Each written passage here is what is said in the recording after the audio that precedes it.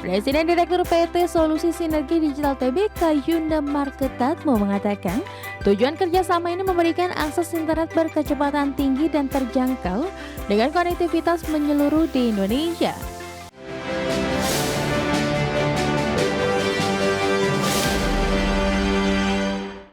Kita beralih ke informasi emiten pemirsa, di mana PT Solusi Sinergi Digital Tbk atau WiFi resmi menandatangani kerjasama komersial berskala penuh dengan Orex SIE Inc. Di mana melalui kesepakatan ini WiFi dan Orex SIE Inc. resmi menghadirkan layanan internet termurah berbasis Open RAN pertama di dunia. Dikutip dari keterangan perseroan PT Solusi Sinergi Digital Tbk atau WiFi, mengatakan melalui kesepakatan ini WiFi dan Orex SIE Inc. resmi menghadirkan layanan internet murah bersinyal 5G Fixed Wireless Access di 1,4 GHz berbasis Open RAN pertama di dunia.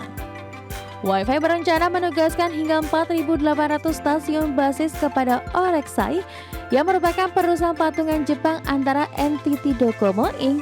dan NEC Corporation untuk tahap awal implementasi di kuartal 1 2026. Sehingga layanan yang dinamakan Internet Rakyat ini mulai bisa diakses masyarakat pada tahun depan. Berdasarkan perjanjian, Orex SIE akan menyediakan sistem Open RAN FWA 1,4 GHz komersial pertama di dunia sebagai penyedia utama end-to-end. Sistem ini menggunakan teknologi Open RAN dan 5G Core yang dikembangkan oleh NEC Corporation. Presiden Direktur PT Solusi Sinergi Digital Tbk Yunda Marketatmo mengatakan, tujuan kerjasama ini memberikan akses internet berkecepatan tinggi dan terjangkau dengan konektivitas menyeluruh di Indonesia. Kemitraan ini mencerminkan komitmen perseroan dalam menjembatani kesenjangan digital dan mendorong pertumbuhan ekonomi digital Indonesia ke tingkat berikutnya.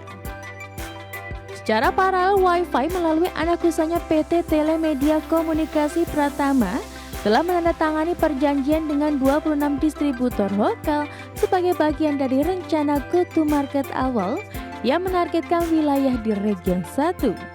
Kerjasama ini dimulai saat penandatanganan perjanjian komprehensif pada Maret 2025.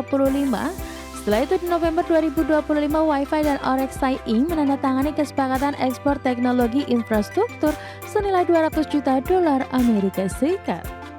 Berbagai sumber, IDEX Channel.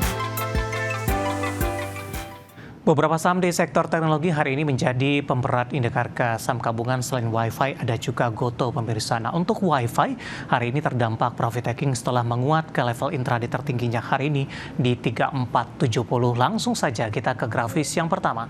Kita akan coba lihat pergerakan saham WiFi di sepanjang perdagangan hari ini. Dibuka di sesi pertama pada pagi tadi di 3430 mengalami penguatan setelah ditutup di level 3400 di perdagangan hari sebelumnya. Kemudian pada 9.50 saham WiFi mengalami lonjakan penguatan cukup signifikan hingga ke 3470 intraday tertinggi hari ini. Kemudian pada pukul 10 berbalik ke zona merah, kemudian 11.30 jelang penutupan sesi pertama kembali mengalami penguatan di 3410 dan menguat terbatas di pembukaan sesi kedua. Namun 30 menit pasca pembukaan saham WiFi kembali mengalami tekanan yang cukup dalam hingga ke 3.360 dan saat ini pelemahan terbatas di 0,59% di Rp3.380 per sahamnya. Kita beralih ke grafis selanjutnya, pergerakan saham WiFi dalam beberapa bulan terakhir, mulai dari perdagangan Juni, Juli, Agustus, September, Oktober, dan juga update di perdagangan hari ini. Di awal Juni, WiFi masih diperdagangkan di 2.230, awal Juli tertekan di bawah level 2.000-an, 1980, Agustus melesat ke 2.900, September melemah tipis di 2.850, sementara di 10 Oktober ini mengalami lonjakan yang cukup signifikan di 3930 pemirsa, dan ini merupakan level tertinggi secara year to date ini atau dalam beberapa tahun terakhir. Pembukaan sesi kedua berbalik ke zona merah ke 3.400, saat ini di 3.380. Dari sisi valuasi dengan beberapa indikator yang ada, kita akan coba lihat dari Indikator price to earning ratio-nya ada di 39.71 kali, PSR-nya di 17.63 kali. VVB-nya sudah jauh di atas 1 kali, 8.23 kali, dan PCFR di 514.12 kali. Ya, kombinasi secara fundamental, teknikal, dan juga dari sisi valuasi, dan semoga bisa menjadi salah satu referensi untuk Anda. Kita akan jeda kembali dan tetap di tempat Anda. Setelah ini kita akan review jalannya perdagangan di sepanjang hari ini, di mana indeks harga saham gabungan kembali berbalik ke zona merah. Dan pemirsa, kami akan segera kembali sesaat lagi.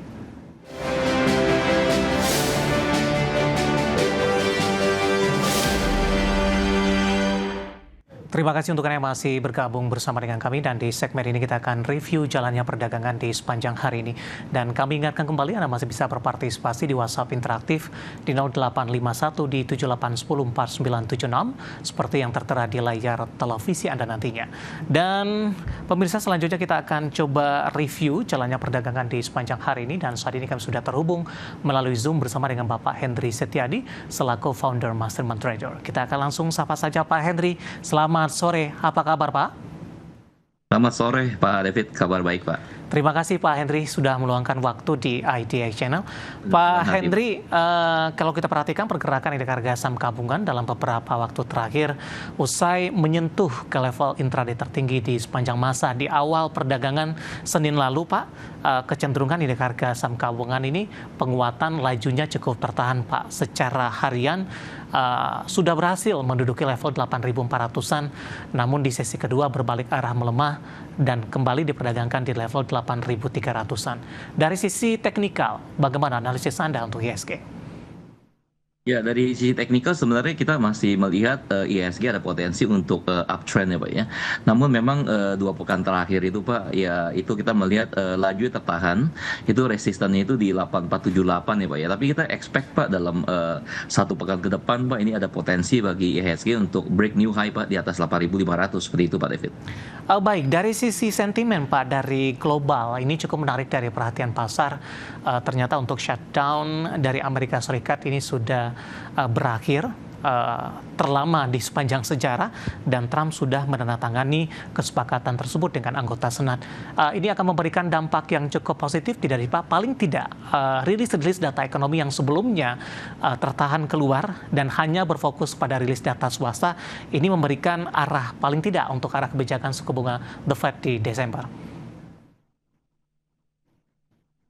Ya, tentunya ini membawa sentimen positif ya Pak ya, karena sebelumnya itu government shutdown di Amerika Serikat itu menyebabkan ribuan flight itu delay. Ini tentunya mempengaruhi roda perekonomian gitu ya. Nah, dengan dilanjutkan lagi itu dihentikan government shutdown, ini tentu akan membawa angin segar kembali ya, terutama ini kan kita udah menjelang akhir tahun ya Pak ya. Biasanya itu kan ada window dressing, Santa Rally, dan ini kita sangat expect ini terjadi Pak. Seperti itu Pak David. Baik, target 8.500 tadi sampai kapan itu Pak? Atau mungkin sudah target sampai dengan akhir tahun? Ya, ini dengan rata-rata dengan IHSG ya, itu per harinya itu sekitar 100 poin. Ini kita melihat ada potensi Pak ya, di akhir tahun ini masih bisa optimis Pak ya, break di 8.500 seperti itu Pak David.